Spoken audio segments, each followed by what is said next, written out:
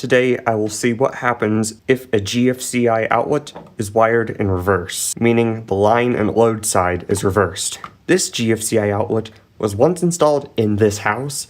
This was the one that protected all of the bathroom and outside outlets, but it was removed because the test was delayed. So it still kind of works, so I can still run experiments on it. So I wired this outlet to a power cord to act as the line side, and this old socket from an extension cord, which will act as the load side. I have wired this yellow cord to the line terminals on the GFCI, and I wired the gray incoming power cord to the load terminals on the GFCI, and all ground wires are connected together, including the bare ground going to this outlet. So this is wired with the line and load side reversed to see what will happen. This is a very bad idea to do in a real electrical installation because it will pose a serious safety hazard, as I will demonstrate. So first, I'll put this back together. And I will put a cover plate on just to hide the exposed connections. This power strip is plugged into the wall outlet and is on. I have two power outlet and GFCI testers where the red button simulates a ground fault. I will plug this one into the outlet itself. Now I'll plug this into the load side. The GFCI is currently reset as the reset button is in. Now I'll plug this cord into the power supply, which is this power strip plugged into the wall. I've changed the lighting so you can see the power outlet testers better. So these two power outlet testers are indicating that power is active. If I trip the GFCI, this tester, which is on the line side, loses power, but the outlet itself does not lose power. Let's reset it. If I trip this to test the GFCI by using this GFCI tester's test button, well, the upstream GFCI loses power, so let's reset it. As this GFCI is so old, it does not trip as fast as the new one that is upstream. So I have this extension cord, which goes to a different circuit that is not GFCI protected in any way.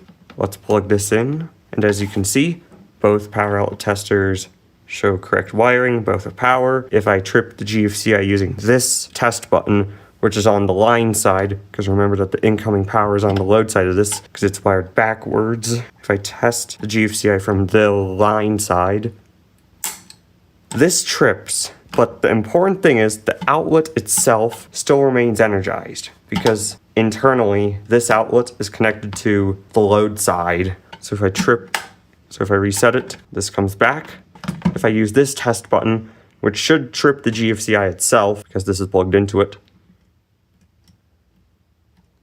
no matter what I do, it doesn't trip. If I push the test button, the downstream outlets shut off.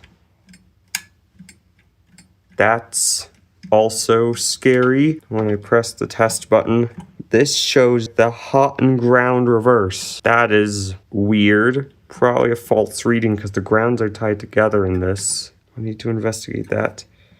And then if I reset this, it sticks. I trip this. It trips. So it can give deceptive indications if you just use the test button or test downstream outlets. Let's see what that weird reverse hot and ground is. I let the voltmeter on AC volts connect the meter from hot and neutral. Have 120.8 volts. If I trip the GFCI, 0.06 on the output. And with the test button held, we have 0.8. What about from neutral to ground? I have 3.5 volts. With the test button held, have 120 volts from neutral to ground on what is the line side or what is the downstream outlet side, because it's miswired. And from ground to hot, I have 120 volts. And the test button is held. That's quite interesting. Now, the light bulb on here. This light bulb should be on. Reset it. Sticks, but now it turns on.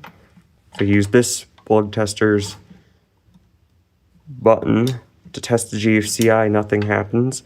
If If I trip GFCI with its own test, the load, or what is now the line side because it's reversed, shuts off. Reset this, comes back, but the outlet itself still stays energized. So the test button deceptively indicates that everything is fine, but the outlet still stays on, so everything is not fine. A GFCI tester isn't even needed because the light bulb or a lamp can be plugged into the outlet and give the same indication. A while ago, I made a homemade GFCI extension cord using a newer GFCI outlet and a weatherproof cover, along with a weatherproof outlet box. So, what if I use a newer GFCI outlet? This one is made by Leviton and might be made in 2019 based on the date. And as you can see, on this new GFCI purchased from Home Depot many years ago, the load side terminals are taped over with a warning, but the line side terminals are not taped over to reduce the confusion in single outlet installations. I'll disconnect the GFCI from my homemade extension cord setup and install this much newer GFCI in my little testing box that I made. And now, the warning states that the load terminals under this label are for feeding additional receptacles. Miswiring can leave this outlet without ground fault protection. Read instructions prior to wiring. I will remove this warning label to reveal the load side terminals. And now we can better see the warning label. That was on the newer GFCI's load terminal. So all these cords are unplugged, so the power is off. So I will miswire this GFCI outlet that I know works.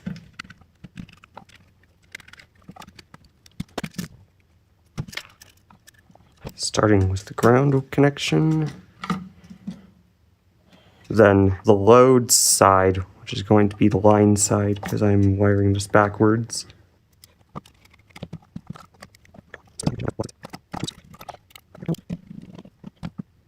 Now, the line side is wired to the yellow cord, which goes to this receptacle. And the load side is going to be wired to the gray incoming power cord. The new GFCI's wire clamp connectors are much better than the screw terminals only on the old one, and this one even had push-in backstab connectors.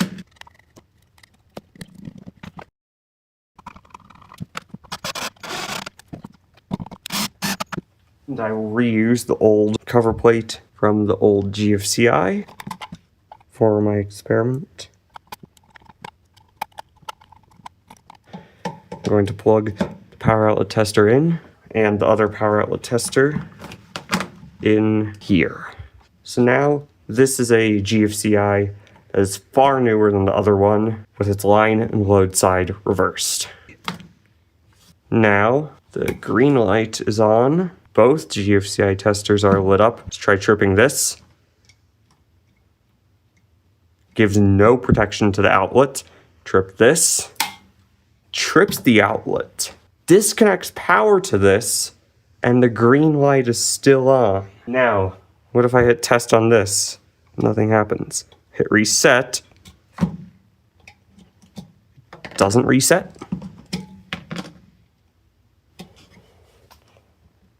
What? I'm using a lot of force. And it doesn't reset. And no power is being delivered, which is amazing.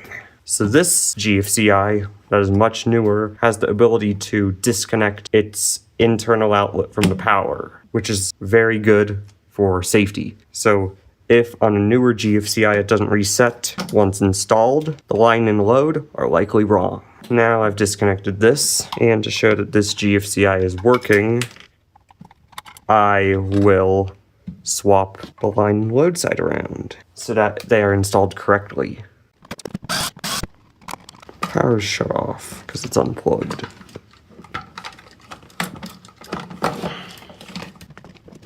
Let's swap the line and the load so that it is connected correctly.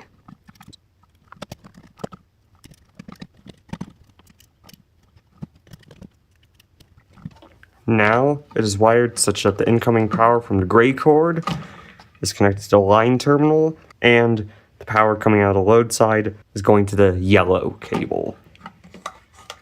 Let's put this back together. Now I'll switch to the dim light again and plug this setup into power. Now the GFCI light blinks red. I put the power outlet tester in and reset it. This turns green. Both testers work. Push the test on this. Both shut off. Reset it. Both come on. And if I half press the reset, it is possible to get the internal outlet to lose power before the external. So this has the capability to disconnect the internal outlet from the load terminal. Now if I trip from the load side, this trips, turns off both. And if I trip this from the line side, it trips and turns off both, which is what this old GFCI originally did when installed in the house correctly. But this shows how when a GFCI is wired incorrectly, it will fail to provide ground fault protection to its internal outlet, and how the test and reset can deceptively show that it is still working. This is why a power outlet tester is good, so that you can actually test for ground fault protection and verify the power shuts off. Even if you do not have a power outlet tester, a simple light bulb or lamp can do the same by visually indicating when power shuts off. This shows how a new GFCI can be safer than an old GFCI in some instances, as when the line and load terminals are reversed, it can lock out the power to itself and the downstream outlets, and lock out resetting functionality until the wiring is corrected. It also shows the importance of a GFCI tester or plugging a load into the power outlet itself when testing it to verify that it actually shuts off the power to itself correctly and shuts off downstream outlets correctly. Anyways, make sure to subscribe for more videos.